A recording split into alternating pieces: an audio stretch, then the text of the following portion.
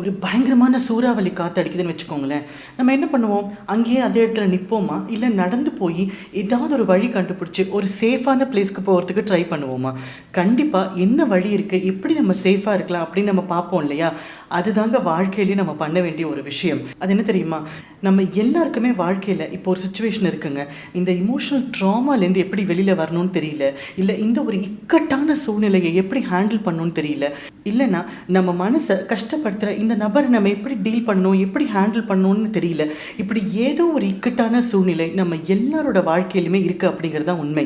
ஆனால் நம்ம மனித இயல்பு என்ன தெரியுமா? நம்ம என்ன யோசிப்போம், இந்த ஒரு சுச்சுவேஷன் சரியாயிடுச்சுன்னா என் வாழ்க்கையில் பாக்கி எல்லா காரியமும் செட் ஆகிடும், இல்லை இந்த ஒரு விஷயம் எனக்கு ஹேண்டில் பண்ண தெரிஞ்சதுன்னா, இந்த ஒரு பிரச்சனை என் வாழ்க்கையிலேருந்து விலகி போயிடுச்சுன்னா பாக்கி எல்லா விஷயமே என்னால் மேனேஜ் பண்ண முடியும் அப்படின்னு நம்ம யோசிக்கிறது தான் இருக்கிறதுலையே ரொம்ப பெரிய முட்டாள்தனம். ஏன் தெரியுமா? உங்கள் வாழ்க்கையில் ஏதாவது ஒரு தருணத்தில் ப்ராப்ளம்ஸே இல்லாத ஒரு நொடி யோசிச்சு பார்க்க முடியுமா? அப்படி எப்பயாவது நம்ம இருந்திருக்கோமா? வாய்ப்பே இல்லை தானே. அதுதாங்க நம்ம வாழ்க்கையில் எப்போவுமே நமக்கு ப்ராப்ளம்ஸும் சேலஞ்சஸும் கஷ்டப்படுத்தக்கூடிய சில நபர்களும் எல்லாருக்குமே இருக்காங்க அப்படிங்கிறது தான் மறுக்க முடியாத உண்மை. ஆனால் ஒருத்தரும் அவங்களோட இமோஷனல் இன்டெலிஜென்ஸ் யூஸ் பண்ணி எப்படி அதை ஹேண்டில் பண்ணுறாங்க, எப்படி அதை டீல் பண்ணுறாங்க அப்படிங்கிறத கற்றுக்குறாங்க. அந்த மாதிரி நம்மளோட வாழ்க்கையில் இருக்கிற அந்த ஒரு சூறாவளி காத்தோ இல்லைனா அந்த ஒரு நெகட்டிவான ஒரு சம்பவம் இல்லை சூழ்நிலையோ எப்படி இன்னும் கொஞ்சம் பெட்டராக டீல் பண்ண முடியும் அப்படின்னு இன்னைக்கு டிஸ்கஸ் பண்ணலாம் வாங்க. உங்கள் வாழ்க்கையில் இருக்கிற முக்கியமான நபர்கள், முக்கியமான சூழ்நிலைகள், அது பாசிட்டிவாகவும் இருக்கலாம் நெகட்டிவாகவும் இருக்கலாம், எல்லாரையுமே இப்போ ஒரு பெரிய பிளேட்டு மாதிரி நீங்கள் கற்பனை பண்ணி அந்த பிளேட்டில் ஒரு ஒரு ஆலையாக ஒரு ஒரு சம்பவத்தையாக நிறுத்தி வைங்க. இப்போ நீங்கள் பார்த்தீங்க அப்படின்னா நம்மளோட ஃபோக்கஸ் மொத்தம், நம்மளுடைய ஸ்பாட்லைட் மொத்தமாக அந்த நெகட்டிவான ஒரு ஆள் மேலேயோ இல்லைனா அந்த நெகட்டிவிட்டியை கொடுக்குற அந்த ஒரு சூழ்நிலை மேலேயோ மட்டுமே இருக்கிறதுனால நம்மளை சுற்றி இருக்கிற நிறைய பாசிட்டிவான விஷயங்களை நம்ம பார்க்குறது கூட இல்லை அப்படிங்கிறது உணர்றீங்களா? ஏன்னா நம்ம ஃபோக்கஸ் மொத்தமாக இது திருந்தாது, இதை மாற்ற முடியாது அப்படிங்கிற அந்த ஒரு நெகட்டிவிட்டி நோக்கி மட்டுமே இருக்கிறதுனால தான் வாழ்க்கையில் இருக்கிற சின்ன சின்ன விஷயங்களை நம்ம அப்ரிஷியேட் பண்ண மறந்துடுறோம் அப்படிங்கிறது தான் உண்மை. இதை நம்ம எப்படி மாற்றிக்க முடியும் அப்படின்னா, அந்த ஸ்பாட்லைட்டை எப்படி நம்ம டீல் பண்ணுறது அப்படின்னு கற்றுக்கிறது மட்டும்தான் புத்திசாலித்தனமான ஸ்டெப்.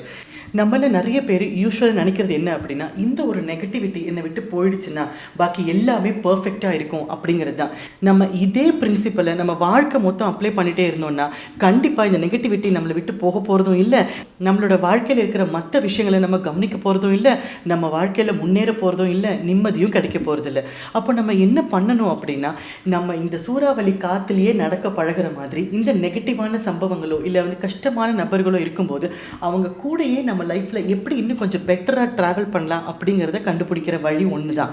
முதல் ஸ்டெப் என்ன தெரியுமா? நம்மள நிறைய பேர் இப்படி ஒரு கஷ்டம் நமக்கு இருக்குது அப்படின்னா இல்லை ஒரு நெகட்டிவிட்டி இருக்குது அப்படின்னா ஏதோ சில காரணங்களால் எனக்கு அப்படி ஒரு கஷ்டம் இருக்குது அப்படிங்கிறதையே நம்ம அதை இக்னோர் பண்ணிடுவோம். கான்ஷியஸாக நம்ம அதை மறுத்துட்டே இருப்போம். இல்லை அது என்னால் ஹேண்டில் பண்ணக்கூடிய பிரச்சனை தான். என்னதான் உங்கள் மனசுக்குள்ளே வலி இருந்தாலும் அதை வெளியில் காட்டிக்காமல் அப்படியே அவங்கள ஒதுக்கி வைக்கிறது. இது நம்ம எதனால் பண்ணுறோம் தெரியுமா?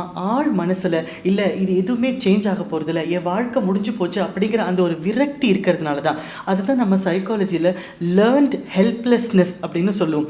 சில விஷயங்களை மாற்ற முயற்சிக்காமையே இல்லைனா சரியான முயற்சிகள் எதுவுமே எடுக்காமல் எதுவுமே நடக்காது, என் வாழ்க்கை வீணாக போச்சு அப்படின்னு சொல்லி அந்த ஒரு விரக்தி மனோபாவத்தை நோக்கி நம்ம போகிறதுனால தான். இப்போ இந்த சுச்சுவேஷன்லேருந்து நம்ம வெளியில் வரணும் அப்படின்னா ஓப்பனாக இல்லை எனக்கு இந்த பிரச்சனை இருக்குது, எனக்கு இந்த நபரால் ப்ராப்ளம் இருக்குது, இல்லை எனக்குள்ளே இருக்கிற இந்த சுபாவத்தையும் நான் மாற்றிக்கணும் அப்படிங்கிற அந்த ஒரு புரிதலும் அந்த ஒரு அக்செப்டன்ஸும் தான் நம்ம வெற்றியை நோக்கியோ இல்லை மன மாற்றத்தை நோக்கியோ எடுத்து வைக்கிற முதல் ஸ்டெப். ரெண்டாவது அவேர்னஸ், விழிப்புணர்வு. 6 விஷயங்களில் பிரதானமாக நமக்கு விழிப்புணர்வு வேணும் அப்படின்னு சொல்கிறோம். முதல்ல நம்மளுடைய என்வாயன்மெண்ட் எப்படி இருக்குது அப்படிங்கிற அந்த ஒரு அவேர்னஸ் நமக்கு வேணும். ஓகே, என்னுடைய சூழ்நிலையில் இந்தந்த ப்ளஸ் பாயிண்ட்ஸ் இருக்குது, இந்தந்த நெகட்டிவ் பாயிண்ட்ஸ் இருக்குது அப்படின்னு என்னை சுற்றி இருக்கிற என்வாயன்மெண்ட்டை பற்றி நான் படிக்க வேண்டியதும் புரிஞ்சுக்க வேண்டியதும் ரொம்ப அவசியம். ரெண்டாவது, அந்த ஸ்பாட்லைட்டில் ஒரு பர்டிகுலர் நெகட்டிவான விஷயத்தை நம்ம யோசிக்கிறோம் இல்லையா, அந்த சிச்சுவேஷன் என்ன, அந்த சிச்சுவேஷனோட உண்மையான ஆழம் என்ன அப்படிங்கிறதையும் நம்ம புரிஞ்சுக்க வேண்டியது அவசியம். மூணாவது, நம்மளோட ஸ்ட்ரென்த்ஸ் என்ன, என்னால் என்ன விஷயங்களை கான்ஃபிடென்ட்டாக பண்ண முடியும் அப்படிங்கிறத புரிஞ்சுக்கிறதும் நம்மளுடைய பாசிட்டிவ் பாயிண்ட்ஸை கிளியராக புரிஞ்சு வச்சுக்கிறதும் ஒரு பெரிய அவேர்னஸ் தான்.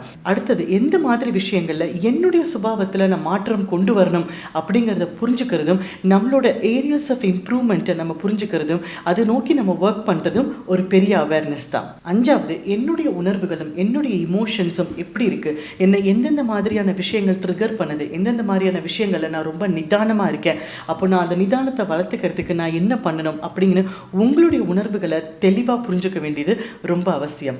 அடுத்தது மற்றவங்களோட உணர்வுகளை புரிஞ்சுக்கிறதும் ரொம்ப அவசியம். யாரோட சுபாவம் எப்படி இருக்குது, எது அவங்கள ட்ரிகர் பண்ணுது, எது அவங்கள பாசிட்டிவாக ஃபீல் பண்ண வைக்குது. அப்போ நம்ம ஒருத்தரோட ஒரு கான்வர்சேஷனில் இருக்கும்போது நம்ம எந்த மாதிரியான வார்த்தைகளை உபயோகப்படுத்தணும், அவங்களுடைய உணர்வுகளை நம்ம எப்படி மதிக்கணும் அப்படிங்கிறத கற்றுக்கிறதும் அதை புரிஞ்சுக்கிறதும் கண்டிப்பாக ஒரு பெரிய ஸ்டெப்புங்க. ஸோ இந்த 6 விஷயத்தில் நம்மளோட விழிப்புணர்வு அதிகரிக்கும் போது ஆட்டோமேட்டிக்காக நம்மளோட அந்த ஸ்பாட்லைட் நமக்கு ஷிஃப்ட் ஆகி நம்ம வாழ்க்கையில் இருக்கிற மற்ற விஷயங்களையும் நம்மளால் கவனிக்க முடியும், எல்லாரையும் நம்மளால் அப்ரிஷியேட் பண்ண முடியும், கரெக்டாக நம்மளோட வெற்றியை நோக்கியோ இல்லை நம்ம மனசோட நிம்மதியை நோக்கியோ நம்மளால் போக முடியும். 3வது, இப்போ நமக்கு இருக்கிற அந்த விழிப்புணர்வில் நம்மளோட ஸ்ட்ரென்த்ஸ் என்ன, நம்ம இந்த இடத்துல நம்ம இன்னும் கொஞ்சம் இம்ப்ரூவ் பண்ணிக்கணும்னு தெரிஞ்சதுக்கப்புறம் கண்டிப்பாக ஒரு நாளையில் ஒரு 30 minutes ஆகுது அதுக்குன்னு செலவு பண்ணி, அது எதுவாக வேணா இருக்கலாம், ஒரு புது லாங்குவேஜ் கற்றுக்கிறதா இருக்கலாம், இல்லை உங்களோட அந்த கான்ஃபிடன்ஸ் லெவலை இன்க்ரீஸ் பண்ணுறதா இருக்கலாம், இல்லை உங்களோட ரிலேஷன்ஷிப் ஸ்கில்ஸை இம்ப்ரூவ் பண்ணுறதா இருக்கலாம். இதில் எதுவாக இருந்தாலும் அதுக்கு உண்டான குவாலிட்டி டைமை நம்ம தினசரி அதுக்காக கொடுக்கும்போது கண்டிப்பாக நம்மளால் அந்த ஸ்கில் செட்டை வளர்த்துக்க முடியும், நம்மளோட கான்ஃபிடன்ஸ் லெவலும் இன்க்ரீஸ் ஆகிறத உங்களால் பார்க்க முடியும். முதல்ல இமோஷ்னலாகவும் மென்டலாகவும் நம்ம எவ்வளோக்கு எவ்வளோ ஸ்ட்ராங்காக இருமோ அவ்வளோக்கு அவ்வளோ நம்மளால் நெகட்டிவிட்டியை பெட்டராக டீல் பண்ண முடியும், நிறைய பாசிட்டிவ் விஷயங்களை நம்மளால் ஓப்பனாக பார்க்கவும் முடியும். அடுத்தது, நீங்கள் கொஞ்சம் உட்காந்து யோசிச்சு பார்த்தீங்கன்னா உங்களோட வாழ்க்கையில் உங்களுக்கு கிடைச்சிருக்கிற அந்த பவர், இல்லைன்னா உங்களோட கான்ஃபிடன்ஸ் லெவலோ, இல்லை உங்களுக்கு அந்த முடிவெடுக்கிற திறனோ, அந்த மாதிரி ஏதோ ஒரு சூப்பர் பவர், அந்த ஒரு சூப்பர் ஸ்கில் உங்களுக்கு எப்படி வந்ததுன்னு நினைக்கிறீங்க? ஏதோ ஒரு கஷ்டமான சூழ்நிலையில் நீங்கள் இருந்தப்போ தான் இந்த ஒரு ஸ்கில்லை நீங்கள் வளர்த்துக்கிட்டீங்க அப்படிங்கிறது உங்களுக்கு புரியும். அதனால நமக்கு இருக்கிற நெகட்டிவான சுச்சுவேஷன், இல்லைனா நெகட்டிவான நபரோ, இல்லை நம்ம மனசை டிஸ்டர்ப் பண்ணுற மாதிரி யாராவது இருக்காங்க அப்படின்னாலோ அவங்கள நம்ம ஒரு த்ரெட்டாக, ஒரு பயமாக பார்க்காம, நம்மளுடைய இயலாமையாக நம்ம பார்க்காம, அங்கேருந்து நம்ம என்ன ஸ்கில்லை நம்ம வளர்த்துக்க முடியும் அப்படிங்கிற ஒரு ஆப்பர்ச்சுனிட்டியாக நம்ம பார்க்கும்போது டெஃபினட்டாக அந்த இடத்துல நம்ம சூப்பர் பவர் ஆகிறத யாராலையும் தடுக்க முடியாது. கொஞ்சம் யோசிச்சு பாருங்களேன், ரொம்ப பணக்காரங்களாக இருக்கட்டும், இல்லை பெரிய செலிப்ரிட்டியாக இருக்கட்டும், யாராக இருந்தாலும் பிரச்சனைகளே இல்லாத வாழ்க்கை, இல்லை நெகட்டிவாக இருக்கிற நபர்களே இல்லாத ஒரு வாழ்க்கை, எப்போவுமே கம்ஃபர்ட் மட்டும் கிடைக்கிற ஒரு வாழ்க்கை, அந்த மாதிரி யாருக்குமே இல்லை. என்ன இன்டென்சிட்டி கொஞ்சம் மாறுபடலாமே தவிர எல்லாருக்குமே ஏதோ ஒரு சூழ்நிலையில் இந்த ஒரு சூறாவளி மாதிரி ஒரு சுச்சுவேஷனோ இல்லைனா ஒரு நபரோ வாழ்க்கையில் வரதான் செய்கிறாங்க. அதை நம்ம த்ரெட்டாக யூஸ் பண்ணுறோமா, ஆப்பர்ச்சுனிட்டியாக யூஸ் பண்ணுறோமாங்கிறது நம்ம கையில் தான் இருக்குது. இந்த மாதிரி ஒரு கஷ்டமான சூழ்நிலையில் பாசிட்டிவாக இருந்து மீண்டு வந்த உங்களையே உங்களுக்கு எவ்வளோ பிடிக்குங்கிறது நீங்கள் யோசிச்சு பார்த்தீங்கன்னா கண்டிப்பாக தெரியும். அந்த மாதிரி ஒரு கஷ்டமான சூழ்நிலையிலேருந்து உங்கள் வாழ்க்கையில் நீங்கள் என்ன கற்றுக்கிட்டீங்க அப்படிங்கிறத காமெண்ட் செக்ஷனில் சொல்லுங்கள். நாங்கள் சைக்காலஜியில் இந்த மாதிரி ஒரு கஷ்டமான சுச்சுவேஷன்லேருந்து ஒரு கடினமான சூழ்நிலையிலேருந்து மீண்டு வந்தவங்களை, பவர்ஃபுல்லாக வீரியமாக எழுந்து வந்தவங்களை, ஒரு லீடராக வந்தவங்களை ஸ்ட்ராங்ஸ் பர்சனாலிட்டி அப்படின்னு சொல்லுவோம். இவங்க மென்டலாகவும் ஃபிசிக்கலாகவும் ரொம்ப ஸ்ட்ராங்காக இருப்பாங்க, மற்றவங்களுக்கு ரொம்ப உதவி பண்ணுறவங்களாக இருப்பாங்க, எந்த ஒரு விஷயத்தை வச்சு இவங்களை இமோஷ்னலாக நம்மளால் டிஸ்டர்ப் பண்ணவே முடியாது, தன்னுடைய ஸ்கில் செட் அவங்க வளர்த்துட்டே இருப்பாங்க, தன்னுடைய பேஷனை விட்டு கொடுக்கவே மாட்டாங்க, அதே சமயம் ரொம்ப இன்டெலிஜென்ட்டாகவும் இருப்பாங்க, ரொம்ப கேரிங்காகவும் அஃபெக்ஷனேட்டாகவும் இருப்பாங்க. இந்த மாதிரி ஒரு பர்சனாலிட்டியாக நம்ம எல்லாரும் இருக்கணும் அப்படின்னு விரும்புறது கண்டிப்பான உண்மை. ஆனால் அந்த பர்சனாலிட்டி நோக்கி போகிறதுக்கு நம்ம என்னெல்லாம் ஸ்டெப்ஸ் எடுக்கணும் அப்படிங்கிறதையும் நம்ம யோசிக்கணும்ல. ஸோ இந்த ஸ்டெப்ஸ் எல்லாம் நீங்கள் ப்ராக்டிஸ் பண்ணுங்கள். கொஞ்ச நாளில் உங்களுடைய மனசில் இருக்கிற அந்த கான்ஃபிடென்ஸும் உங்களோட ஸ்ட்ரென்த்தும் இம்ப்ரூவ் ஆகிறத உங்களாலேயே பார்க்க முடியும். ப்ராக்டிஸ் பண்ணிவிட்டு சொல்லுங்கள். All the best.